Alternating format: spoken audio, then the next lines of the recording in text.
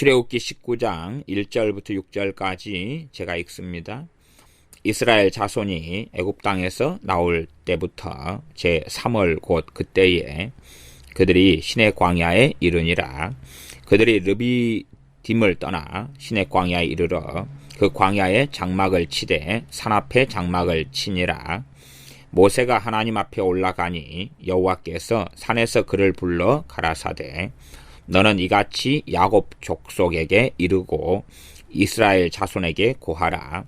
나의 애굽 사람에게 어떻게 행하였음과 내가 어떻게 독수리 날개로 너희를 업어 내게로 인도하였음을 너희가 보았느니라.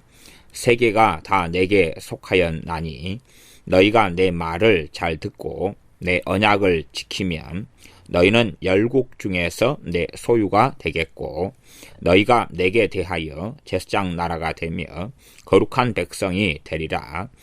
너는 이 말을 이스라엘 자손에게 고할지니라.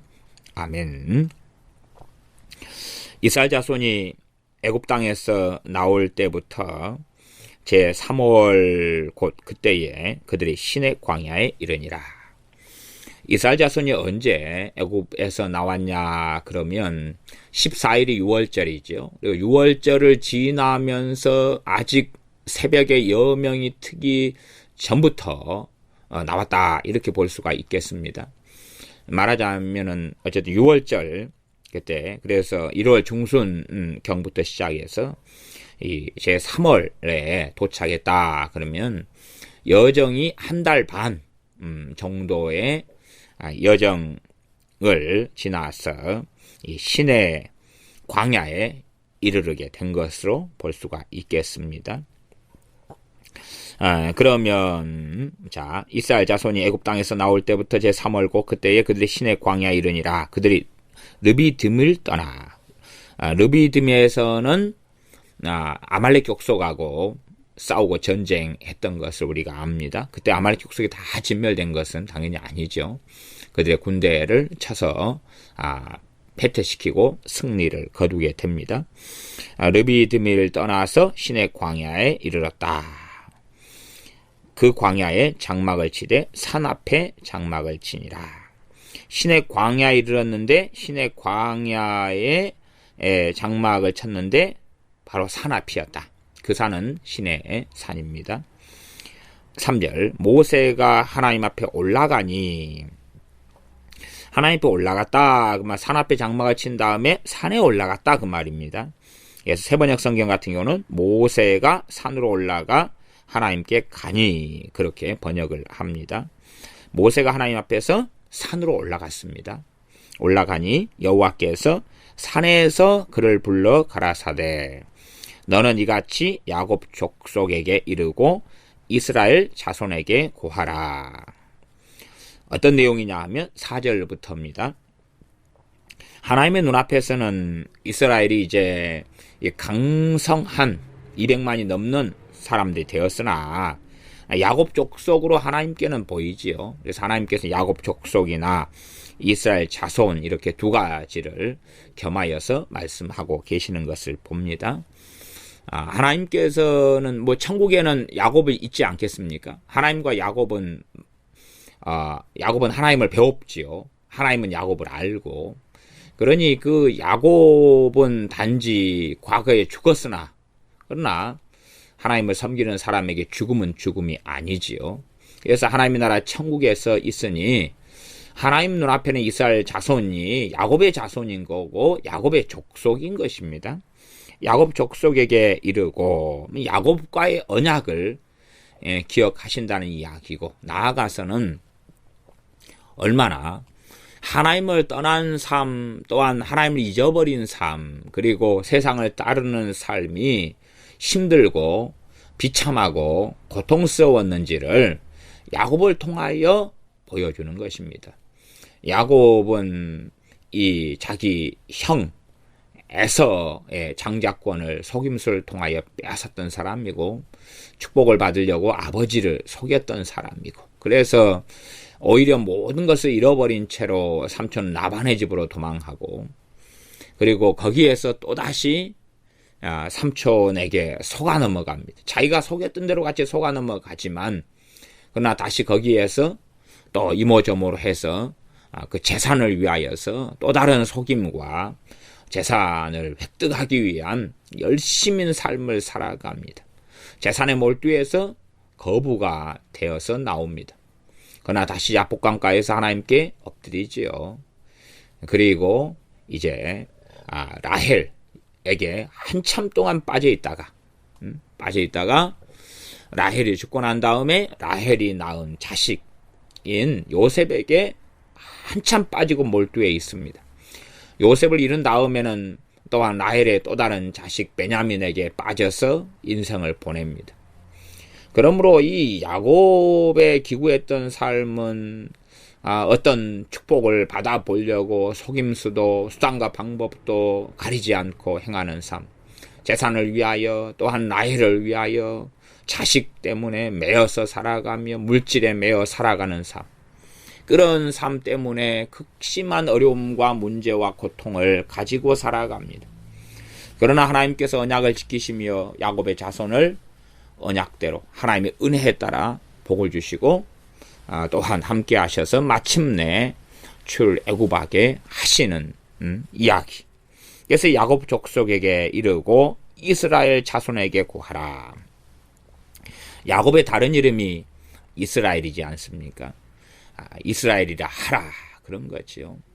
나 야곱의 이름의 의미를 통하여 하나님께서 시사하시는 바가 있고 이스라엘을 통하여 시사하시는 바가 있습니다. 그러니 우리가 야곱 족속에게 이르고 이스라엘 자손에게 구하라 그럴 때 앞에 야곱하고 뒤에 이스라엘이 같은 말이라는 것을 알 수가 있는 거예요. 당연하게 야곱 족속과 이스라엘 자손, 그러면 이스라엘 누굽니까? 야곱이죠. 야곱 자손에게 구하라, 그 말이 야곱 자손에게. 야곱, 그러니까 우리는 이제 지금 이스라엘이라는 말을 그냥 고유명사로 사용하면서 야곱하고 연계성을 전혀 지우지 않습니다만은 본래 이스라엘이란 말은 얍곡강가에서 받은 이름이지요. 그래서 여호와의 사자와 씨름하는 거죠. 그리고 그가 하나님과 겨루어서 이겼다 그러면서 이스라엘이라는 이름을 받습니다. 하나님 앞에서 엎드리고 또한 하나님께서 보내신 사자와 씨름하면서 축복하시지 아니하시면 가실 수 없습니다 라고 탄식하고 구하는 야곱입니다. 그러면서 하나님의 도우심을 얻고 하나님께서 사실은 져주시는 거지요. 야곱이 승리한 게 아니라 져주시는 거죠. 그런 것입니다. 힘으로 어떻게 여호와의 사자하고 겨루어서 이길 수 있단 말입니까? 그럴 수가 없지요. 그래서 여기 이스라엘 자손, 그럴 때 야곱 자손이다 그런 말이고 하나님께서 야곱을 이스라엘로 이름을 바꾸어 주셨습니다. 자, 그러면 야곱 족속에게 이르고 이스라엘 자손에게 구하라 4절. 이제 하나님께서 이렇게 구하라는 내용이 4절부터 6절 상반절까지 나와 있습니다. 전달해야 되는 내용입니다. 전달해야 되는 내용. 이스라엘 백성에게 전달하고 구하여야 될 내용이 4절부터입니다. 4절. 나의 애굽 사람에게 어떻게 행하였음과 내가 어떻게 독수리 날개로 너희를 업어 내게로 인도하였음을 너희가 보았느니라. 이것은 지금 모세한테 하나님께서 하신 말씀이 아니고 모세에게 심부름을 시켜서 모세가 이스라엘 자손에게 전달하라는 내용입니다. 이게 성경을 읽으실 때에 잘 내용을 살펴보시면서 읽으셔야지 그냥 되는 대로 대강 읽어가지고 야 이게 누구한테 한 이야기인지도 모르고 분간을 못하면 안 됩니다. 특별히 선지서들 같은 경우는 하나님께서 선지자에게 한 이야기인지 아니면 하나님이 하신 이야기인지 선지자가 한 이야기인지 이런 걸 잘 살피지 않으면 굉장히 애매모호함 속에 들어가 버립니다. 앞뒤 문맥을 가지고 잘 살펴야 되고 잘 모르겠다면 여러 가지 한글 성경 번역본들을 참조해 가지고 읽으시면서 잘 체크를 하시면서 읽어야 됩니다. 그러지 그걸 분간을 못한 상태에서 선지자가 한 이야기인지 하나님이 하신 말씀인지 또한 선지자들이 백성에게 전한 이야기인지 하나님께서 백성에게 전한 이야기인지 뭐 이걸 분간 못하면 곤란해집니다. 여기는 4절부터는 하나님께서 모세에게 말씀하신 건 맞지만 그러나 모세 개인에게 말씀하신 것이 아니라 이스라엘 백성에게 일러야 할 말씀을 모세에게 전하고 계신 것입니다. 나의 애굽 사람에게 어떻게 행하였음과 내가 어떻게 독수리 날개로 너희를 업어 내게로 인도하였음을 너희가 보았느니라. 독수리 날개로 너희를 업었다. 이걸 이제 현대적인 번역 가운데 하나인 새번역 같은 유형의 번역 성경에서는 이걸 비유로 보아서 어미 독수리가 그 날개로 새끼를 업어 나르듯이 너희를 업어 내게로 인도하였음을 너희가 보았느니라. 이런 식으로 이제 비유적으로 봐서 번역을 합니다. 뭐 이런 번역이 뭐 딱히 틀린 번역은 아니겠습니다만은 그러나 문자적인 의미를 상당히 넘어섰을 수도 있다. 이렇게 보여집니다. 그래서 독수리가 어미 독수리가 그 날개로 새끼 독수리를 업어가 나르는 것처럼 너희를 날랐다. 이렇게 말씀할 때 과연 이스라엘 백성들이 어미 독수리가 새끼 독수리를 업어가 날리는 그런 행태나 그런 풍토를 다 보고 알았을까? 그런 생각도 해볼 수가 있고요. 그래서 독수리 날개로 독수리까지는 알겠죠. 그러나 독수리가 어미 독수리, 새끼 독수리를 업어가 날르는 그런 것은 쉽게 볼 수 있는 장면도 아니고 쉽게 알 수 있는 장면이 아닙니다. 사실은 굉장히 드물고 드문 장면이에요. 물론 현대인들 같은 경우는 독수리 구경하는 것도 박제돼 가지고 박물관에 있는 독수리는 볼 수 있어도 실제 독수리도 잘 볼 수 없는 일들이 있을 것입니다. 어쨌든 독수리의 날개로 너희를 업었다. 는 것을 비유로 보든지 비유긴 비유지요. 그러나 어떤 의미를 가진 비유냐 이런 것까지는 이제 우리가 크게 깊이 있게 들어갈 필요는 없겠습니다. 그러나 새 중의 제왕이 독수리죠. 그러니 가장 안전하게 그렇게 말할 수도 있겠지요. 강력하게 또한 탁월하게 이런 놀라운 능력과 권능으로 너희를 업어서 내게로 인도하였다. 그러면 일단은 이 19장 4절을 잘 보면 하나님의 전능하심, 하나님의 무소부재하심을 알 수가 있습니다. 잘 보시면 지금 전능하신 하나님께서는 시내산, 호렙산, 떨기나무 가운데 여호와의 사자로서 또한 여호와 하나님께서 친히 모세와 만나셨습니다. 그리고 이스라엘 자손을 결국은 이 시내산, 하나님이 계신 이 산까지 인도하였습니다. 그럼에도 불구하고 하나님께서는 애굽에도 계셨고 모세하고도 함께 계셨습니다. 어디에나 계셨습니다. 그러지만 하나님의 현존, 하나님의 현현하심, 하나님의 나타나심, 하나님의 강림하심은 시내산에서 있었습니다.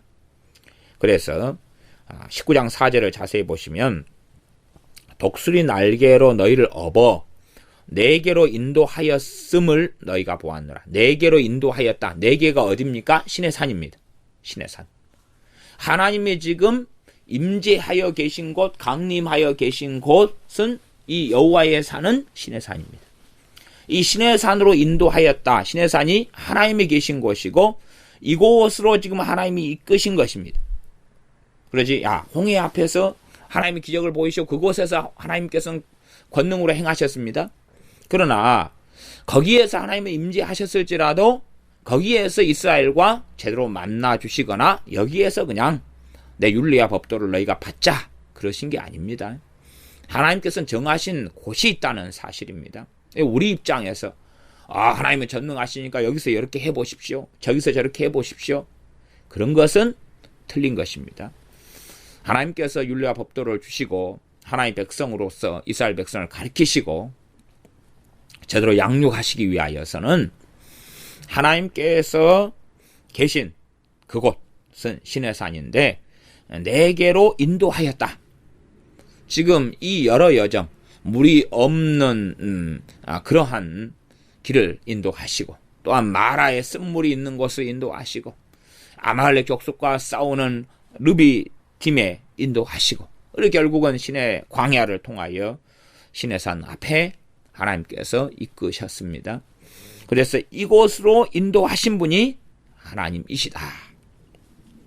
5절 세계가 다 내게 속하였나니 이 전 지구가 물론 전 우주까지도 당연한 이야기죠.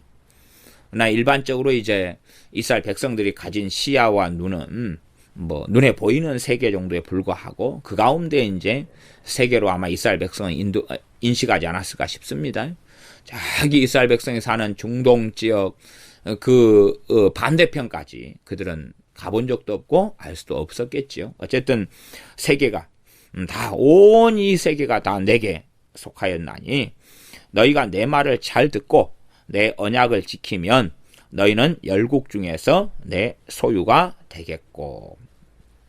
열국은 열방의 모든 나라를 이야기합니다. 그런 나라들 가운데 너희는 특별히 내 소유가 될 것이다.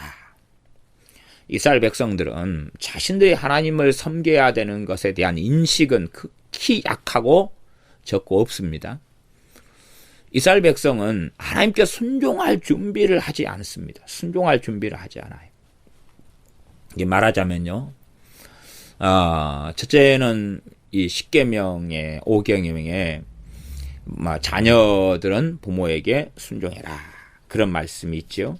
우리가 출애굽기 20장에는 10계명을 받는 게 나오니까 20장 12절에 보면 내 부모를 공경하라. 그리하면 너의 하나님 나 여호와가 내게 준 땅에서 내 생명이 길리라. 내 부모를 공경하라. 그렇게 하나님 말씀하시고 이 말씀은 당연하게 땅에서 있는 약속 있는 첫 계명이라고 에베소서에도 동일하게 계속하여 나와 있습니다. 10계명이 폐하여진 적은 없습니다. 그러면 내 부모를 공경하라. 공경할 때에 부모에게 순종하라. 이것이 기본적인 말씀이 포함되어 있는 것입니다. 그러면 어릴 때부터 부모에게 순종하고 부모를 공경하고 살지 않은 사람이 어느 때에 하나님의 은혜를 누리고 또한 주님을 영접하고 믿게 됩니다. 그 다음에 과연 주님께 순종하는 것이 쉬울까? 쉽게 될까? 쉽게 될까? 부모에게 순종하고 살아오지 않은 자녀들은 주님께 순종하는 것은 극히 어렵습니다. 왜냐하면 부모가 음식을 먹여주고 빨래를 해주고 용돈을 주고 학교를 보내주고 그렇게 했는데 부모에게 순종하지 않았다. 부모의 권위에 복종하는 삶을 배우지 않았다면 자기는 최소한 이 부모하고 살면서 부모와 동격이거나 아니면 부모를 이용하고 조종하는 자였다 그 말이에요.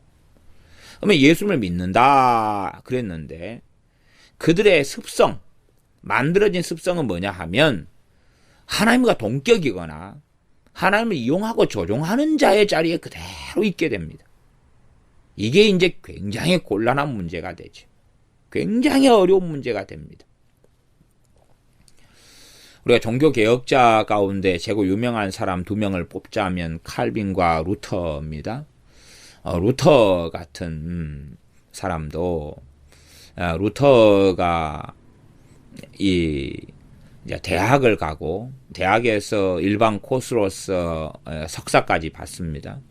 루터는 이 대학 가기 전까지였던 학교 과정에서는 전혀 탁월성이나 특별함이 드러나지 않았던 사람입니다. 그냥 평범한 그 자체인 사람이 루터였습니다.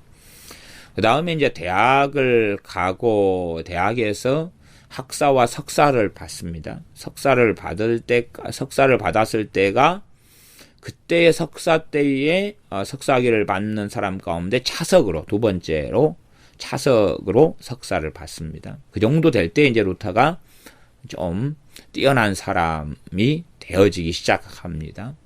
어떤 면에서 대기만성형이라고도 볼 수 있겠습니다.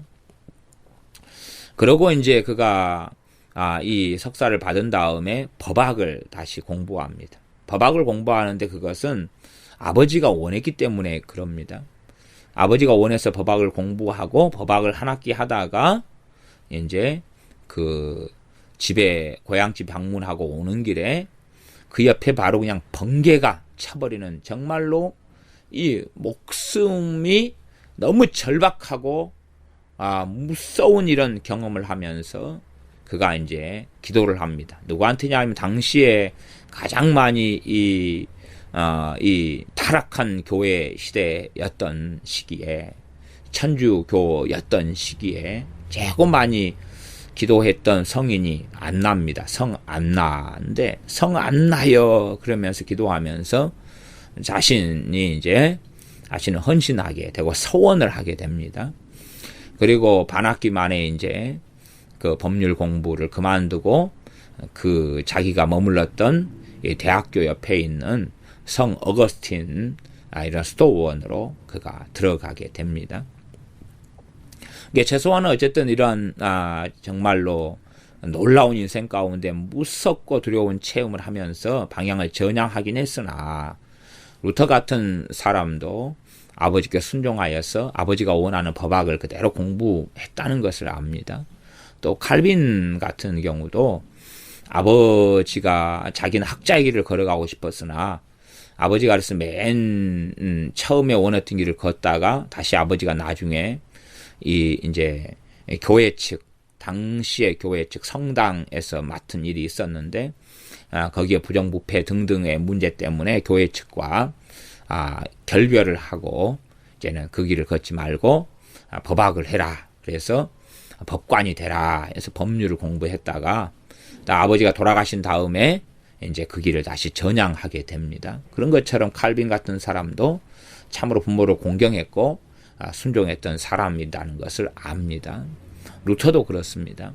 이게 참으로 이 예외는 있겠으나 참 하나님 앞에서 이렇게 바르게 살아가는 사람들의 경우가 부모를 공경하고 또한 순종하는 사람들이 하나님 앞에 섰을 때에 주님의 길을 걷기가 아주 수월하다는 것을 압니다. 그렇지 않은 경우는 눈에 보이는 부모에게도 공경하지도 않고 순종하지도 않는 자녀가 하나님을 믿는다, 예수님을 믿는다 그러지만 예수님을 주인으로 섬기지는 않습니다.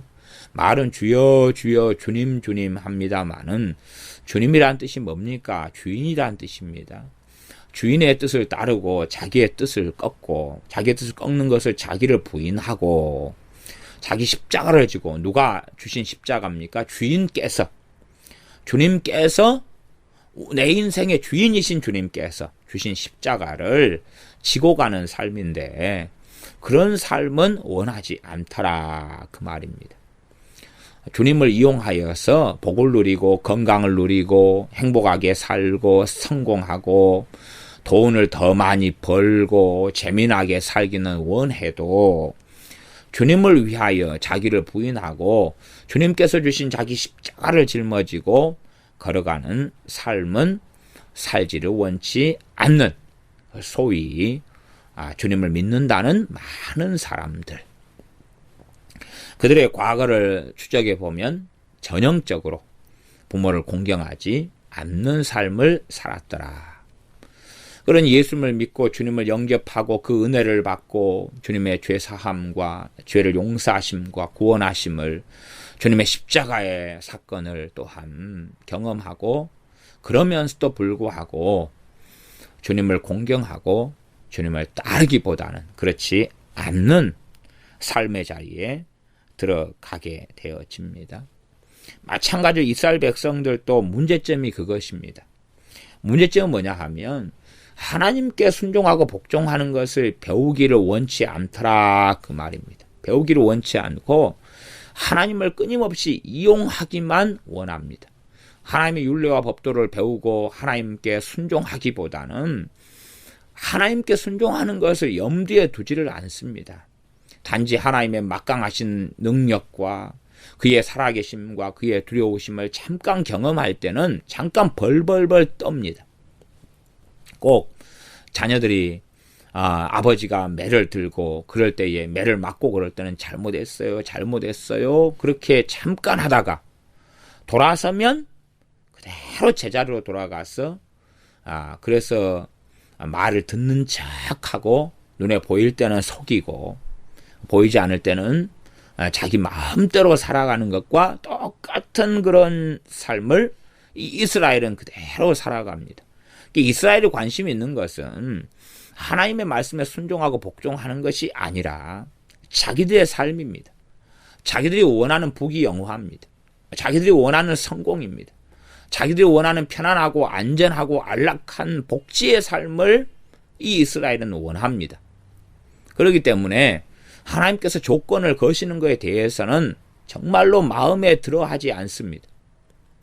그것도 이해하지 못하고 잠깐 그때에 그렇게 알았어요. 뭐 알았다니까요.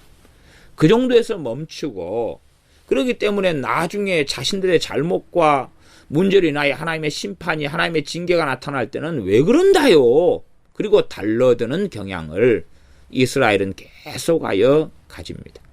하나님 말씀에는 별로 관심이 없는 사람들, 하나님께 순종하는 것은 관심이 거의 없는 사람들, 그러면서 하나님께로부터 복을 받고 하나님의 은혜를 받고 하나님으로부터 누리기만을 원하는 사람들.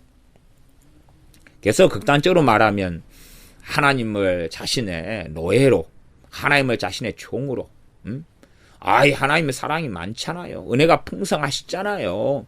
그럼 우리가 원하는 대로 하나님 사십시오. 우리가 살아봐야 몇 년이나 살겠습니까? 하나님이 영원하신 하나님이고 우리는 이 땅에 살면서 70, 80밖에 안 사는데 그동안도 못 해줍니까? 하나님 우리가 원하는 것 좀 해주세요. 하나님의 능력 있잖아요. 하나님이 원하시면 우리 다 천국에 보내는 건 당연한 것이니까 하나님이 다 하실 수 있잖아요. 우리 하나님이 우리 변화시키려면 우리를 재미나게 해주고 즐겁게 해주고 행복하게 해주고 모두 다 소유하게 하고 모두 다 가지게 하고 그러면서 또 우리 변화시킬 수 있잖아요. 내가 원하는 쾌락은 다 누리고 내가 원하는 욕심은 다 만족해 하면서도 우리 변화시킬 수 있잖아요. 그런 것이 이 이스라엘이 가지고 있는 관념이고 생각이고 또한 실제로 주님께 순종하지 않는 대다수의 사람들이 가지고 있는 관념이 그런 것입니다. 심지어 신앙생활하는 교인들 가운데에서도 이러한 관념들을 굉장히 많이 가지고 있습니다. 나를 재미나게 해주고 건강하게 해주고 성공하게 해주고 가지게 해주고 명예를 누리게 해주면서도 나로 하여금 하나님 원하시는 사람 멋쟁이 신자로 금이 환영하고 뭐든지 잘 되면서도 하나님을 경외하는 사람으로 나를 만들 수 있잖아요. 그러니 변화의 책임을 하나님께 떠넘겨버리는 것이죠. 그러면서 나는 누리고 싶은 것, 가지고 싶은 것, 소유하고 싶은 것, 자랑하고 싶은 것 다 가지고 싶다. 그러나 여기 19장 4절부터 6절 상반절까지 하나님께서 하시는 말씀은 얼마나 심각하고 얼마나 엄정하고 얼마나 놀라운 약속, 놀라운 언약, 놀라운 복, 물론 이스라엘이 원하는 방식의 복은 아닙니다만은 놀라운 은혜의 말씀이고 놀라운 공의의 말씀이고 하다는 것을 이스라엘이 사실상 명심했어야 하는 것입니다. 세계가 다 내게 속하였나니 5절 너희가 내 말을 잘 듣고 내 언약을 지키면 너희는 열국 중에서 내 소유가 되겠고 열국 중에서 많은 나라들 가운데서 내 소유다. 그러면 하나님께서는 하나님의 소유를 지키지 않겠습니까? 하나님의 소유를 돌보지 않겠습니까? 하나님의 소유된 이스라엘 백성에게 그들의 하나님이 하나님 자신이심을 드러내지 않겠습니까? 나 조건은 너희가 내 말을 잘 듣고 내 언약을 지키면입니다. 내 언약은 이스라엘과 하나님 사이에 맺은 약속을 언약이라 그럽니다. 그러니 하나님께서 이스라엘 백성과 약속 언약을 맺으실 때에 하나님께서 제시하신 조건이 있다 그 말이에요. 그 조건을 잘 지키는 것입니다. 출애굽기 20장에 가면은 십계명을 모세를 통하여 이스라엘 백성에게 줍니다. 그 십계명이 뭡니까? 그게 언약입니다. 언약. 10가지 계명을 주시는 것이 그게 언약이에요. 언약. 그 언약을 하나님 백성이 이스라엘에게 주시는 것입니다. 그러면서 자, 이것은 내 백성으로서 지켜야 될 계명이다. 그것이 언약의 내용에 속합니다. 그러나 그것을 잘 듣지도 않고 지키지도 않는다. 그러면 너희는 열국 중에 내 소유가 되겠다. 하나님의 소유됨, 하나님께 속하여 있음을 누리지 못합니다. 우리가 대한민국 백성이다. 그러면 이 대한민국의 백성의 안전을 위하여 군인들은 지금도 최전방에서 노력하고 애쓰고 바다에서 애쓰고 노력하면서 이 북한의 적화, 야욕과 공격에서 보호하려고 애쓰고 그 보호를 받습니다. 어젯밤에는 밤늦게 경찰서 앞을 지나오게 되었는데 경찰서의 많은 건물과 사무실이 늦은 시간인데도 다 불이 환하게 켜져 있는 것을 봤습니다. 왜 그렇습니까? 그것은 이 땅에 살아가는 주민, 국민들의 안전과 치안을 지키기 위해서 이 경찰관들이 24시간으로 쉬지도 않고 문을 닫지도 않고 근무하기 때문에 그렇습니다. 왜냐하면 대한민국 국민들을 보호하기 위하여서 그렇게 이 경찰로 부르심을 받은 사람들, 경찰이 된 사람들이 수고하고 애를 쓰는 것이지요. 그런 것처럼 하나님의 말씀을 잘 듣고 하나님의 언약을 지키면 너희는 열국 중에서 내 소유가 되겠다. 하나님께서 돌보시고 하나님께서 붙드시는 그러한 하나님의 소유로 되게 하겠다는 약속입니다. 그러나 이스라엘 백성은 너희가 내 말을 듣고 내 언약을 지키면은 던져버리기를 원하고 너희는 열국 중에서 내 소유가 되겠다. 하나님의 소유로 살아가고 하는 것보다 좋은 측면에서의 소유만 원한다는 거지요. 6절 너희가 내게 대하여 제사장 나라가 되며 제사장은 백성들을 대신하여서 백성들이 가지고 온 예물과 제물로서 하나님께 제사를 지내는 사람이 제사장입니다. 참된 중보자이신 주님의 행하시는 중보의 한 그러한 이 사람으로서의 주님께서 사용하시는 도구, 사용하시는 직분을 받아서 그렇게 수행하는 제사장의 직분이 있는데 그것은 백성들이 하나님께 나아가는데 그들이 가지고 온 재물을 가지고 하나님께 나아가는 거지요. 그렇다면 제사장 나라로 이야기한다면 이제 제가 제사장과 백성의 관계를 가지고 제사장 나라에 대한 비유를 지금 사용한 것입니다. 제사장 나라다 그러면 다른 나라들로서 그들이 하나님을 섬기도록 다른 나라, 다른 열국들이 하나님을 섬기도록 제사장 나라가 이스라엘이 된다는 이야기입니다. 너희가 내게 대하여 제사장 나라가 되겠다. 그러면 제사장 나라, 제사장들이 하나님의 법도와 율례를 백성들에게 가르치지 않습니까? 그것처럼 제사장 나라가 되는 이스라엘 전체가 열방에 대하여서 하나님의 법도와 율례를 가르치며 하나님이 하나님 되심을 드러내는 그러한 빛과 소금의 자리와 역할과 사명에 대한 이야기를 합니다.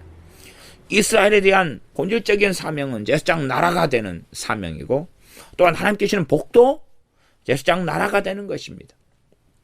그러나 이스라엘은 전능하신 하나님을 자기 나라의 신만으로 삼기를 원했습니다. 자기 나라의 하나님만으로 자기 나라의 소위 말하면 하나의 종교로서 자기 나라의 신, 지역 신이 되게 하기를 원했습니다. 온 세계의 하나님, 온 세계를 통치하시는 하나님에 대해서 하나님은 선언하셨던 것이지요. 말하자면 5절 세계가 다 내게 속하였나니 라고 전 세계 어느 나라, 어느 민족이든지 하나님께 속하였다고 하나님이 선언하셨는데 그에 대해서는 귀담아 듣지를 않은 채 자기들만의 하나님, 자기들만의 신으로 하나님을 전락시켰고 나아가서 자기가 섬기는 하나님의 신이 아니라 하나님께서 자기들을 섬기기를 원했습니다.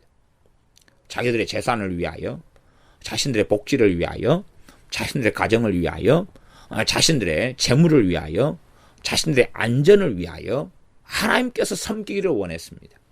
이 세상의 사람들이 만들어낸 신들은 그런 것입니다.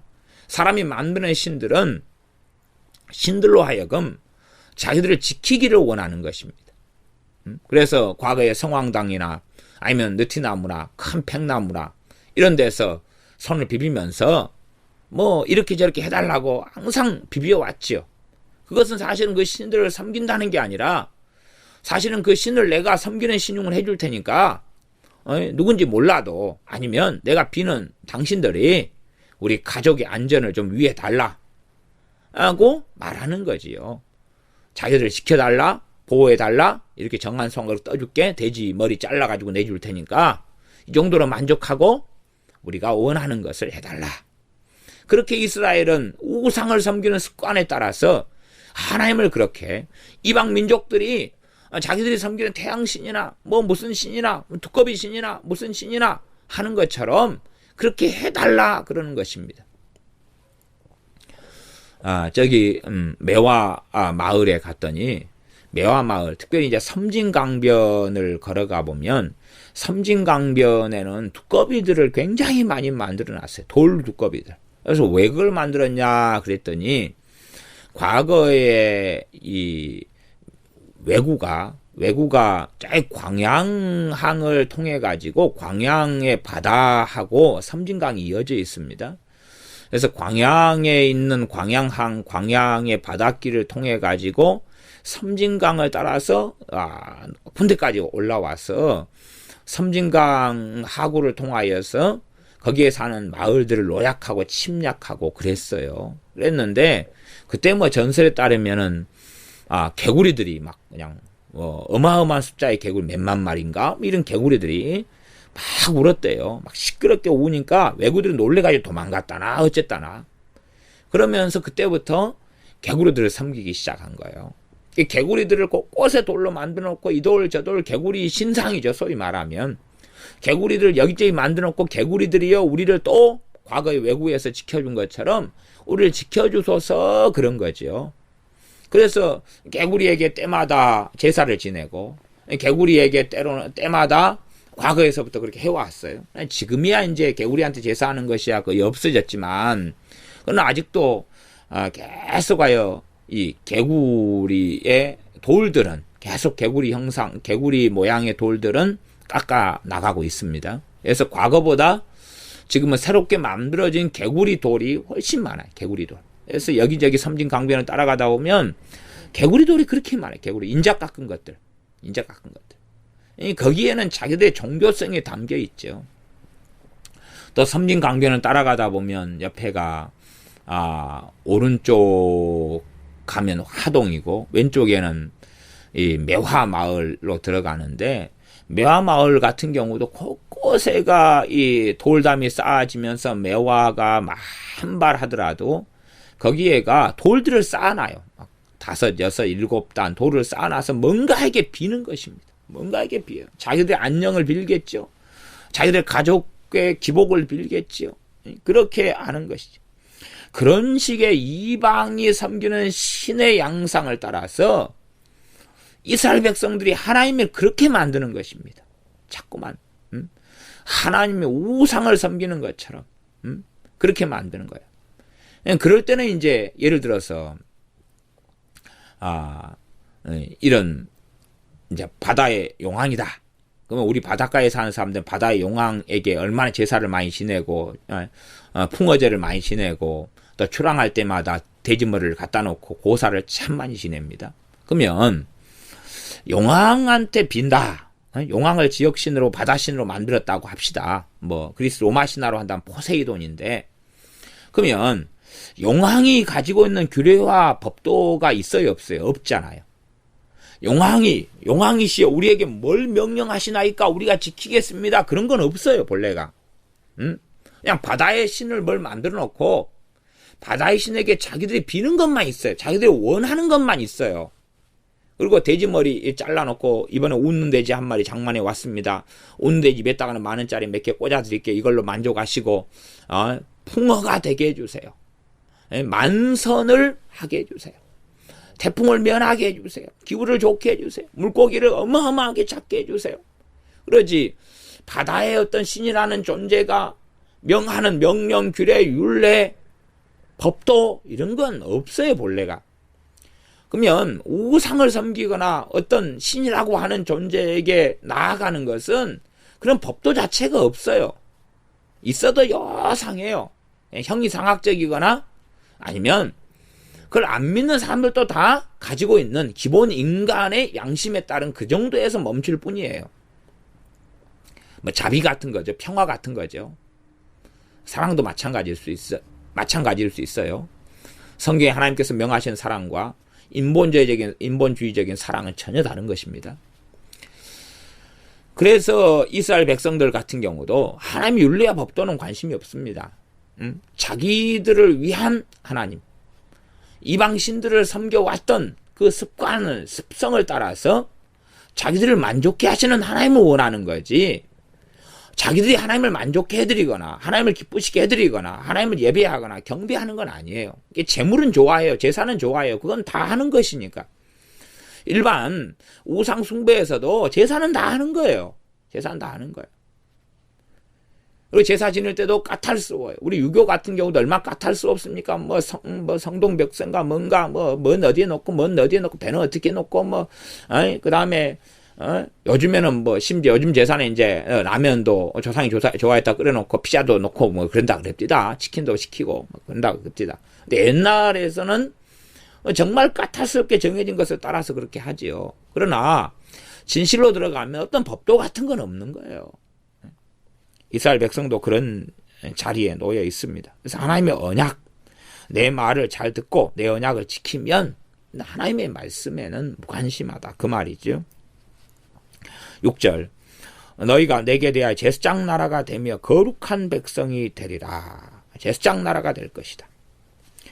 이게 지금 너희가 내 말을 잘 듣고 내 언약을 지키면, 그래가지고 거기에서 이제 그 결과로 하나님께서는 세 개를 이야기합니다. 첫째는 너희는 열국 중에서 내 소유가 될 것이다. 하나님의 소유는 하나님이 보호하시니까 열국의 침략과 노예와 이런 건 안 되는 거죠. 이런 하나님의 약속. 두 번째는 내게 대하여 제사장 나라가 될 것이다. 본래 이스라엘 백성의 사명이 제사장 나라의 사명입니다.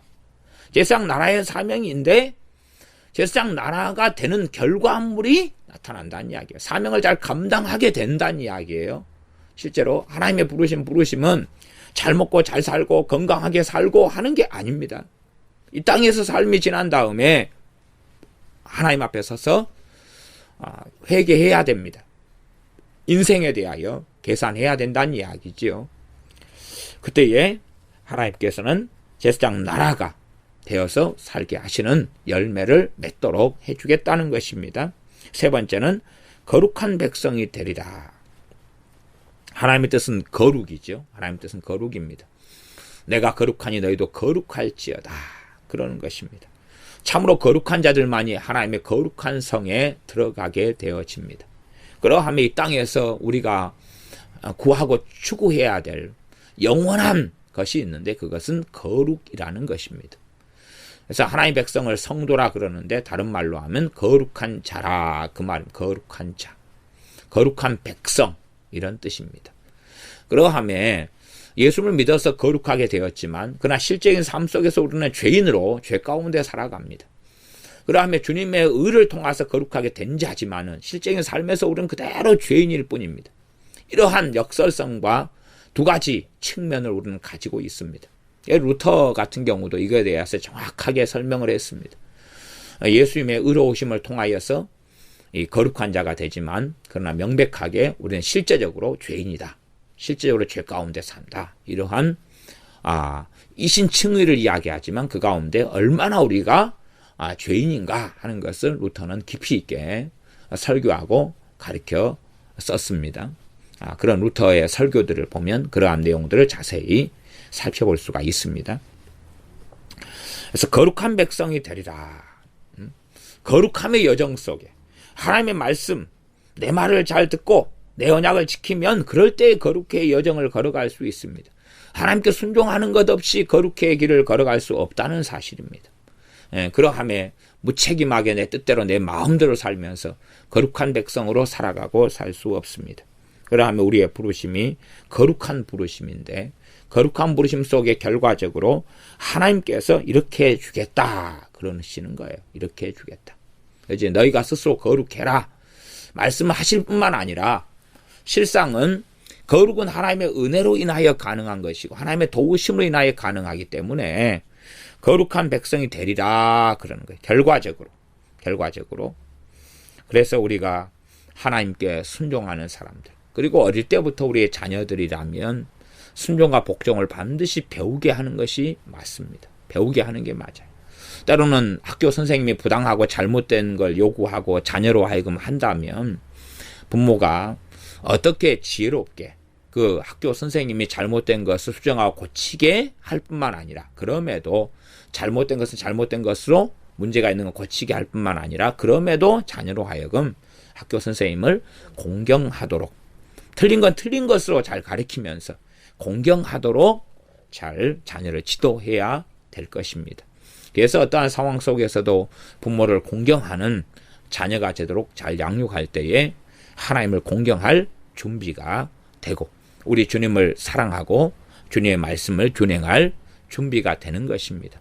그래서 부모를 공경했던 자녀와 부모를 공경했지 않았던 자녀 두 사람이 한 20살, 30살, 40살에 주님을 만난다고 할지라도 출발점은 아주 틀리게 됩니다. 한 사람은 자기 끝에서 출발하고 한 사람은 저 앞에서 출발하게 되는 것이지, 자기 멋대로 살았던 사람하고 또한 양심적으로 신실하게 살았던 사람의 출발선이 같은 것은 아닙니다. 결코 그렇게 될 수는 없습니다. 그래서 너희가 무엇으로 심든지 그대로 거두리라 그렇게 말씀하고 계시는 것입니다. 그래서 우리는 하나님의 말씀을 잘 들어야 되고 하나님의 언약을 지켜야 됩니다.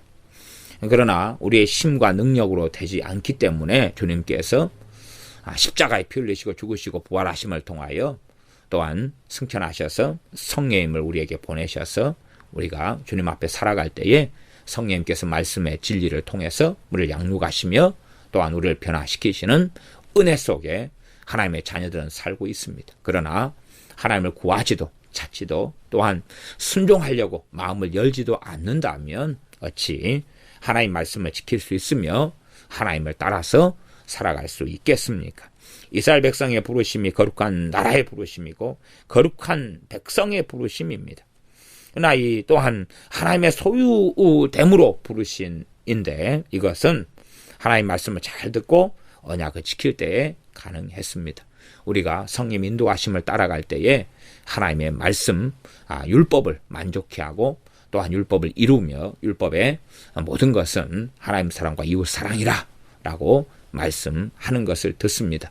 그러므로 사랑은 온 율법의 마침이 되고 이름이 된다라고 말씀했습니다. 그러므로 우리의 삶 가운데 정말 하나님 말씀을 잘 듣고 순종하는 것, 또한 하나님 말씀을 듣고 깨달으면서 순종하지 못하는 부분에 있어서 우리가 주님의 도우심을 구하며 의탁하며 엎드릴 때에 그때 성령님의 도우심이 있어서 거룩이란 열매가 맺어져 갈 줄로 우리가 압니다. 기도하겠습니다. 아버지 하나님, 이스라엘 백성들이 끊임없이 종교적으로 살아왔던 것, 우상숭배와 샤머니즘 속에 살아오면서 여러 잡다한 신들을 섬기는 방식으로 하나님을 섬기는 것처럼 하면서 하나님께 순종하고 하나님 말씀을 청종하는 것은 무관심하였던 어리석은 삶처럼 우리 주님의 은혜를 받고 주님의 십자가를 통한 구속을 받은 우리가 그 같은 어리석은 길을 걷지 않게 하여 주시옵소서.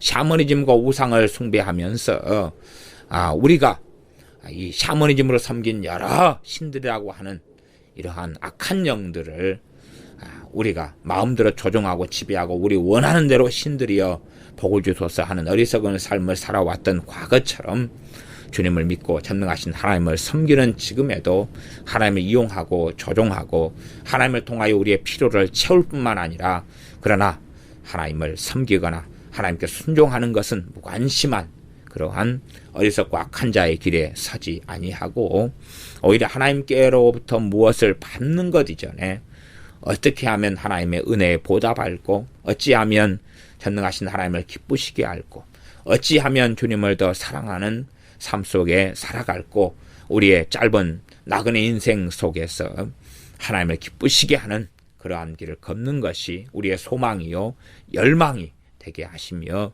제사장 나라의 부르심이 이스라엘이 받았던 것처럼 주님을 섬기는 우리가 또한 받았을진데 나아가 거룩한 백성의 부르심이 우리 그리스도인들에 대한 부르심일진데 우리가 주님의 복음을 전하는 주님의 증인으로 살며 그리하여 제사장 나라로 살게 하시며 또한 거룩의 여정 속에서 주님을 닮아가 거룩의 열매를 맺어 우리 주님, 피 흘리신 주님, 부활하신 주님, 다시 오실 주님을 기쁘시게 하는 우리가 되게 하여 주시옵소서.